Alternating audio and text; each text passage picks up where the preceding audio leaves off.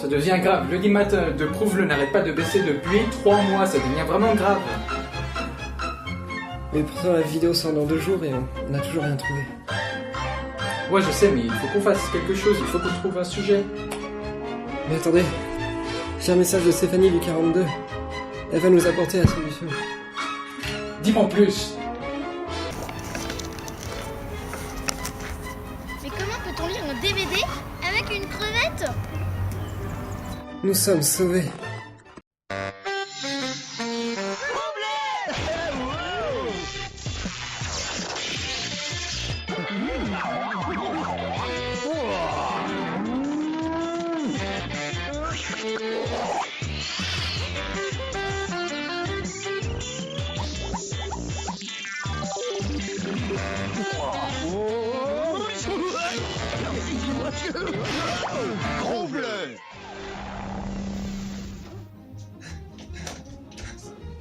C'est bon, j'ai chopé les crevettes. Non, ça a été trop petit, ça va jamais le faire.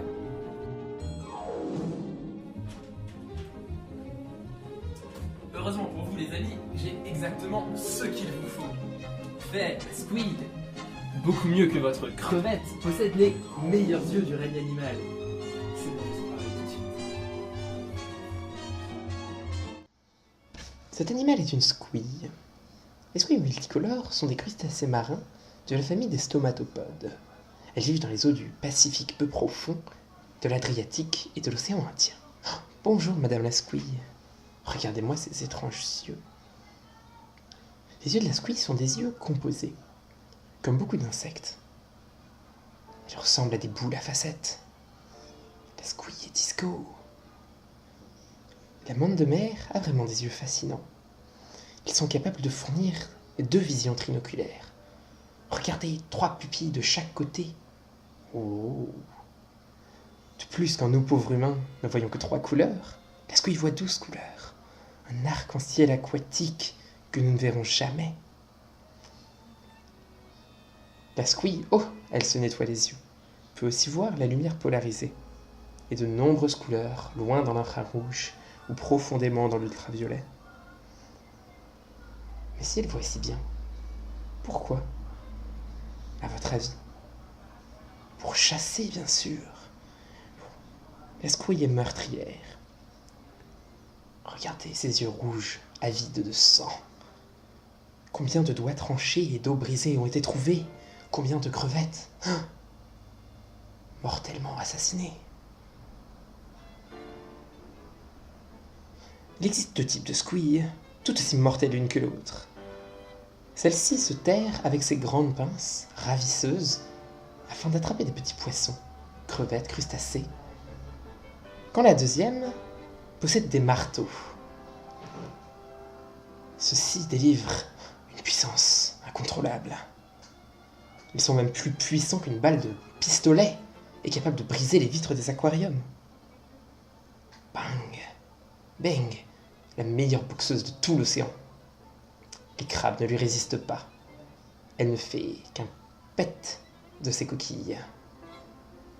D'ailleurs, ce choc provoque des bulles de cavitation, doublant le choc de par leur puissance. La squille est monstrueuse, bim. Oh! Non, elle ne va quand même pas. Non! La squille a les yeux plus gros que le ventre, s'attaquerait à n'importe quoi. Elle est la sacrée squille. Un des plus mauvais caractères au monde. Toujours à l'affût de petits crabes de Bernard l'Ermite. Au revoir, petite squille. Nous te volerons tes yeux. Si tu veux bien nous les donner. Vous devez vous demander sans doute comment on arrive à lire nos CD, avec le lecteur DVD en plus. Eh ben, je vais vous l'expliquer.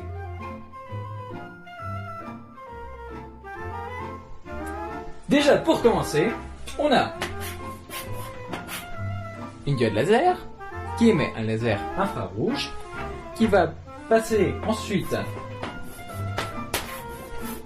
par un prisme polarisant qui va donc polariser cette lumière et ensuite passer par des lames à retard qui vont modifier ces polarisations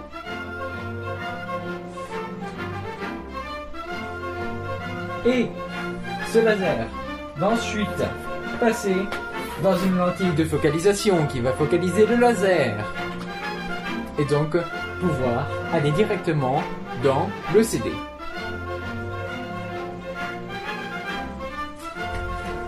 Alors comment ce laser arrive-t-il à lire nos CD?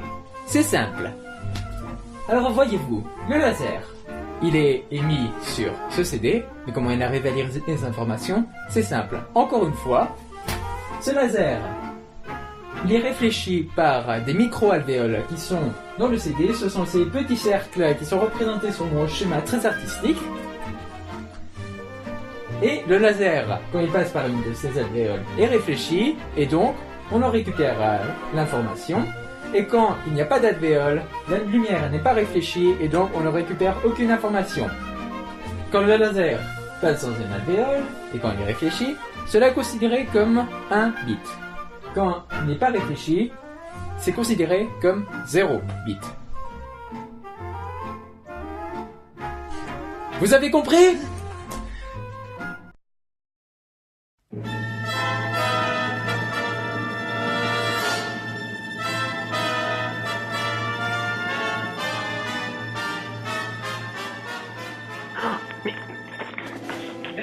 Venez avec moi, je vais vous montrer quelque chose. Vous allez adorer.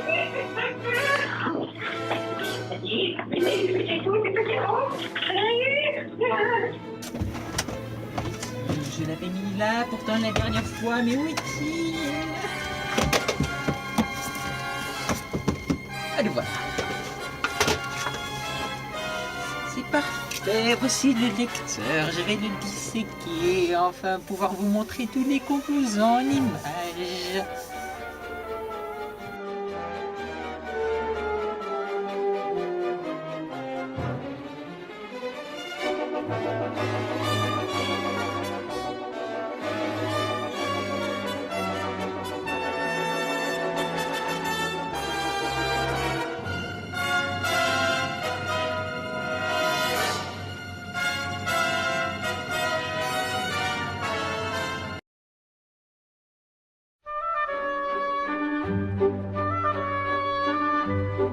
Bon, pour le DVD, on va compris.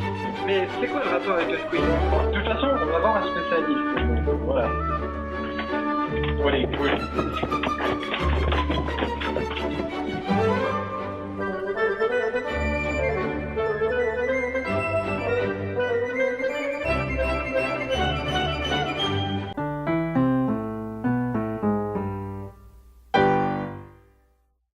Bon, bah, au cours de mes études, j'étais assez intéressé par la biologie marine, et puis il se trouve qu'on m'a proposé un sujet de diplôme d'études approfondies sur la pigmentation des crevettes.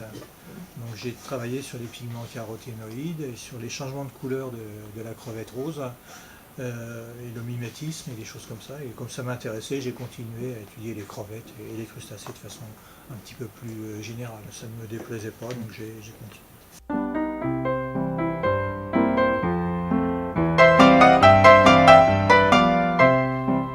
Quand on va sur les bateaux ou les choses comme ça et qu'on fait des chalutages nocturnes, ça arrive de temps en temps qu'on trouve des squids dans certains endroits, notamment en Méditerranée. Là.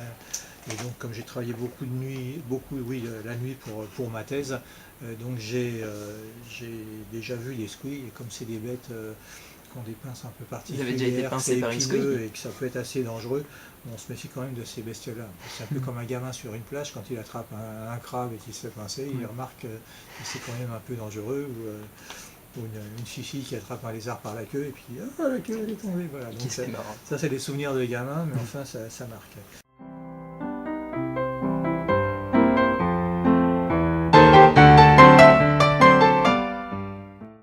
Donc les squids, il n'y en a pas beaucoup, il y a très peu d'espèces sur les côtes de France. Hein. Il y en a une relativement petite qu'on peut trouver à la fois en Manche Atlantique et en Méditerranée à faible profondeur, et une un tout petit peu plus grosse qu'on peut mettre dans la bouillabaisse en Méditerranée qui vit dans les fonds vaseux. Pour faire de la soupe. Ils appellent ça la galère. Mais ça n'a rien à voir avec les squids en milieu tropical, puisque ce groupe de crustacés est composé peut-être de l'ordre de 500 espèces différentes qui sont toutes solitaires et avec mauvais caractère, mais ça vous devez le savoir.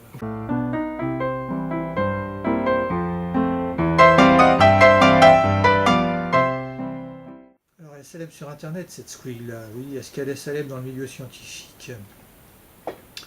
Oui et non, parce que c'est quand même un bestiau assez spécialisé, pas toujours simple à garder en aquarium, puisque certaines espèces peuvent avec leurs pinces faire une pichenette qui vont casser la vitre de l'aquarium, donc c'est quand même un peu particulier.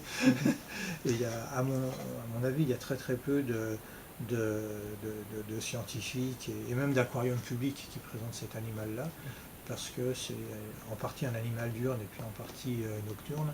À ma connaissance, il y a peu de spécialistes de ces aspects-là en Europe. Il y a peut-être qui travaillent sur la squid aux États-Unis, et puis peut-être en Asie et dans ces pays-là.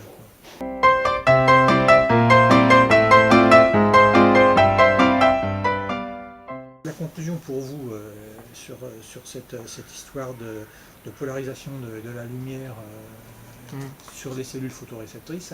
Les cellules photoréceptrices dans l'œil, puisque l'œil est recouvert quand même de cuticules, c'est une cuticule transparente, mais c'est quand même une cuticule. Alors la lumière, même si elle n'est pas polarisée au départ, elle arrive polarisée sur les cellules qui sont dans les organes photorécepteurs. Alors là, je suis vraiment à la limite aussi de mes compétences. Mais ce qu'il faut bien raisonner aussi, c'est, bon, il y a l'aspect physique des choses, c'est-à-dire comment ça se passe. Et puis après, il y a l'intelligence, entre guillemets, de la squid ou de la crevette ou du crabe, qui va interpréter avec son cerveau le signal lumineux qui est reçu. Nous, notre œil, il y a une rétine derrière il y a un nerf optique et derrière il y a un cerveau. C'est pas une image qui arrive au cerveau, c'est des impulsions électriques. Enfin, je schématise à l'extrême, mais c'est ça. Et c'est le cerveau qui va interpréter toute une série de signaux qui arrivent sur la rétine et qui va reconstituer l'image.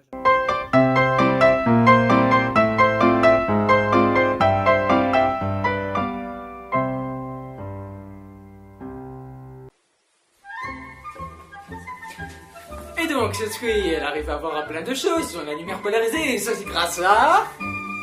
Ceci grâce à des microvillosités. Voilà. Ces microvillosités sont des petites cellules situées avant les cellules voyant les couleurs de la squid.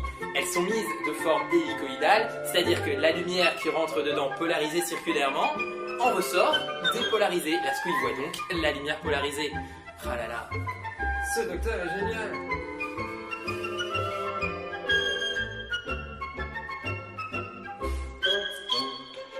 Ouais, mais encore, ça sert à quoi?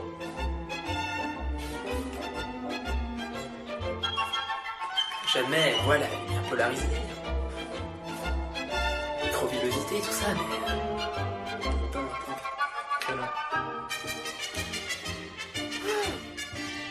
Je sais. Quoi? Ces micropoils. Oui, elles sont similaires aux lames à retard dans le lecteur DVD, n'est-ce pas? Oh mon Dieu, mais c'est génial. Et tu voudrais dire qu'on devrait les imiter comme on fait des lames à retard, tu veux dire? Oui. Mais attendez, quelqu'un s'y connaît en nanotechnologie ici? T'en connaîtrais pas un par hasard? Toi? Oui. J'en connais un. À me voir. Tout de suite.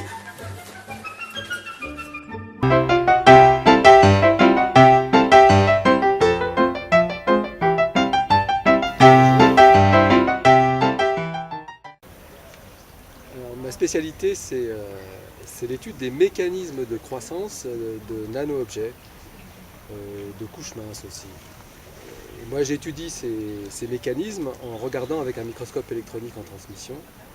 Donc un microscope qui permet de voir les atomes, comment les atomes sont rangés. Donc ma spécialité, c'est de comprendre comment est-ce qu'on arrive à fabriquer ces nano-objets. D'accord, très bien. Donc j'ai cru apprendre que vous faisiez des nano-objets en carbone. Oui. Et donc quel est l'intérêt de ce que vous faites? Les nano-objets en carbone, c'est des nanotubes essentiellement, Et les nanotubes de carbone ont des propriétés tout à fait singulières de conduction. Je vais regarder la caméra. Non, c'est pas grave. Bon. Ils ont des propriétés de conduction. Certains peuvent être semi-conducteurs, comme le silicium, ou ils peuvent être conducteurs tout court. Et s'ils sont semi-conducteurs, c'est la possibilité de les utiliser, ça ouvre la possibilité de les utiliser dans des nanodispositifs électroniques.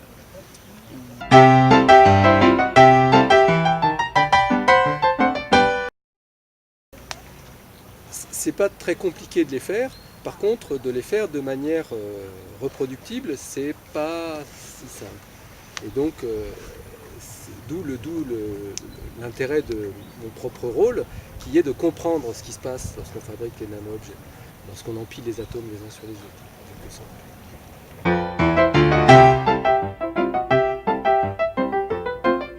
Oui, on vient de vérifier qu'elles sont effectivement nanométriques.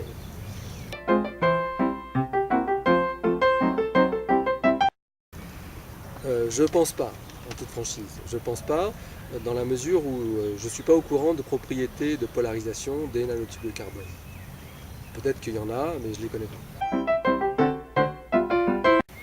Alors si j'ai bien compris, avec l'article qu'on vient d'aller voir sur Nature Photonics, c'est des lipides, c'est des molécules complexes biologiques qui permettent de faire ces nanostructures.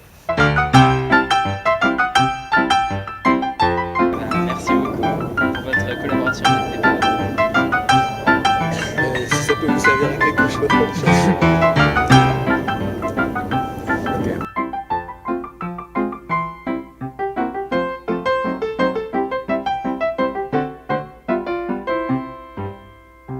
Grâce à l'aide de Jean-Luc, nous savons désormais qu'il faudra utiliser des nanostructures de diamètre 40 nanomètres pour notre projet. Pour pouvoir ainsi imiter les yeux de la squille. Et donc pouvoir remplacer les lames à retard dans le lecteur DVD. Merci les garçons. C'est prouvé! Le CD c'est tout simple, c'est juste un support physique sur lequel sont stockées des données numériques. La surface est réfléchissante, l'innovation intelligente. Asseyez-vous, détendez-vous, que je vous explique tout. Galette de polycarbonate recouverte d'aluminium. Voici le disque compact, achetez notre album. Il peut stocker 900 mégas, faut pas toucher avec les doigts. Si tu le rayes, c'est foutu. Il marche plus.